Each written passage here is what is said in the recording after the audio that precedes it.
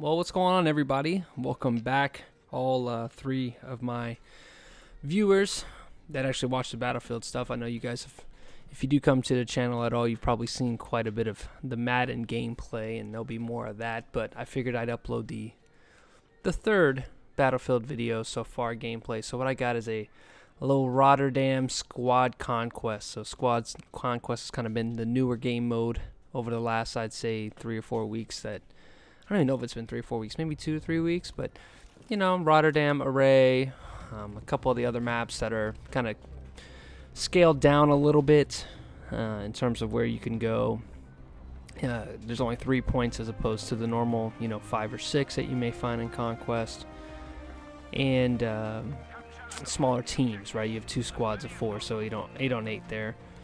So I think it's pretty fun, and I think what it does, and I'd like to see maybe it repeat the same maps throughout Squad Conquest, but maybe different sections, because what you're doing is you're getting really used to call-outs. That's such an important part of a competitive game, is the call-outs. What's the name of this building? What's the name of that little spot, this pathway? So I think, forcing people to play a lot of games on these little sections is going to allow the call-outs to be a little bit easier, as opposed to the bigger maps where the map is just so big you don't really know where somebody's at or what the callouts are. There's just so many buildings. I don't know. I'm new to Battlefield, so as I get clipped there, I was going a little tear there on the flank.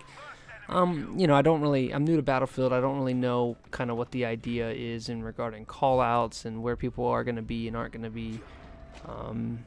So I like this Squad Conquest to kind of make me learn the maps a little bit more, piece by piece. So like I said, we're here on Rotterdam. I'm with my boy Arsenal Gunner. Clan tag has changed from Ham to the 65th. That's just the building we work at is, we call it Building 65. And so I figured we call it the 65th. We don't do any of the MilSim community stuff that I've seen, which I think is pretty cool.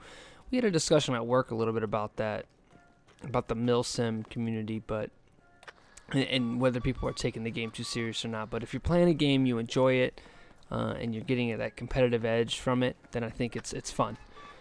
So let's talk a little bit about what I wanted to talk about this video, which is the Super Bowl. We got the Super Bowl coming up. The New England Patriots, the LA Rams, Super Bowl from 2001 rematch.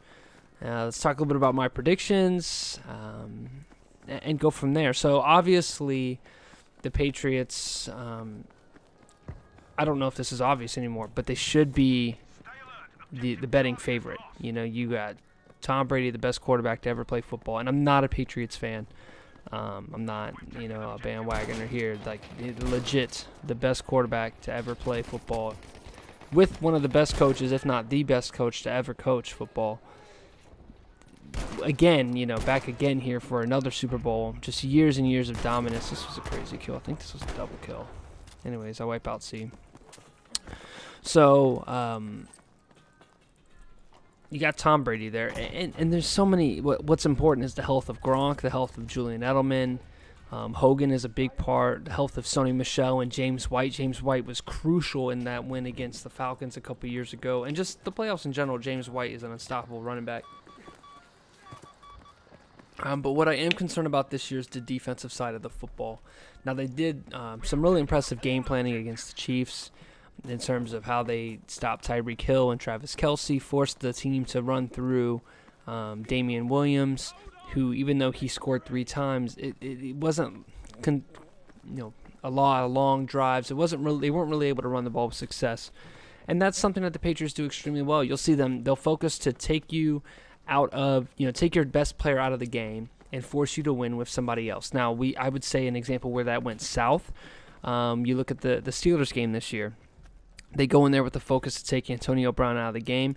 Jalen Samuels, the running back, third-string running back, if you consider Bell and Connor were out, and he put up over 200 yards, and they won that game. The Steelers did. So sometimes it happens. Sometimes, but you're going to be much better off making Jalen Samuels beat you than Antonio Brown, who is the consensus top 2, maybe even top 1 receiver in the NFL. So it is what it is. And it's smart football, smart game planning, and that's something you got to get. You got to be prepared for when you're playing the Rams, or the Patriots, rather. Now, on the Rams side, the thing is, there's a lot of playmakers, okay? They have a speed demon very similar to Tyreek Hill named Brandon Cooks, who played extremely well during the Saints game, has become a lot more reliable over the season, and a former Patriot himself last year, so he's familiar with how that defense rolls, at least a little bit. I don't know. I don't know how much of a factor that's going to play into this, but a very talented receiver nonetheless.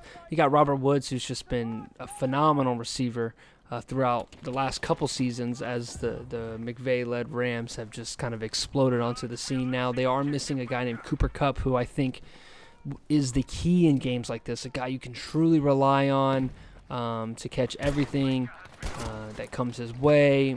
He's taller than Woods and Cooks. He's 6'2", I believe. He can play inside, outside, and he's a matchup problem. And I think not having Cooper Kupp is going to definitely hurt this Rams team. But you can't go any further about this offense without bringing up Todd Gurley. Todd Gurley is probably a top 2 running back in the NFL. I'm biased. I think he's the best. But he struggled. He struggled against the Saints. He struggled against what's the team that I'm thinking of? He didn't struggle against the Cowboys. They went like 100 yards each, him and C.J. Anderson. Last year he struggled against the Falcons. They found a way to really get him out of the game, out of his groove, and that's why they ended up losing the game against the Falcons last year in the playoffs. So Gurley has got to get going. And if not Gurley, then C.J. Anderson. Really, you just got to be able to run the football against this team. Got to keep Tom off the field, really grind out long drives. I think that's important. So who is going to win? I think it's going to come down really to the defensive side of the football for the Rams. They have Aqib Talib. They have Marcus Peters. They have Aaron Donald, the best pass rusher in the NFL. If Aaron can get pressure on Tom, if Ndamukong Suh can get pressure on Tom, and if they can just wreak havoc with their speed with guys like Samson Ebukam, I think his last name is. I've always said Ubakam, but I think it's Ebukam from what I've seen. Dante Fowler, Corey Littleton, the middle linebacker for the Rams, who's kind of stepped up with Alec Ogletree being traded in the offseason. It's going to be tough because I don't know if they're ready for what is Tom Brady. Edge rushers really struggle against Tom Brady. They didn't even get sacked last week against the Chiefs, I don't think. But Aaron Donald and the concept of interior pressure is just a different ball game. And I think that can really be the difference maker. So I'm going to say the Rams are going to win by 10. Okay? I think Rams are going to win by 10. I think we could see easily a 24-14 game. Really, did I really just say that a Tom Brady team is going to only score 14 points? To be honest with you, they really don't drop a lot of points in their Super Bowls, and I fear that when it comes to the Patriots. I feel like the Rams have a smart enough approach. They have great leadership with a guy named Wade Phillips and other dudes on that team, other coaches with Sean McVay, that they're not going to crumble like the Falcons did when it comes to smart coaching decisions. And I think the pass rush is going to ultimately lead the Rams to win. So that's all I got here. 137 tickets to 0. We went 18-2 with the shotgun. My man Kevin dropping 6-5. So lighten it up in Squad Conquest. Thanks for watching, and let me know who you think is going to win the Super Bowl in the comments below.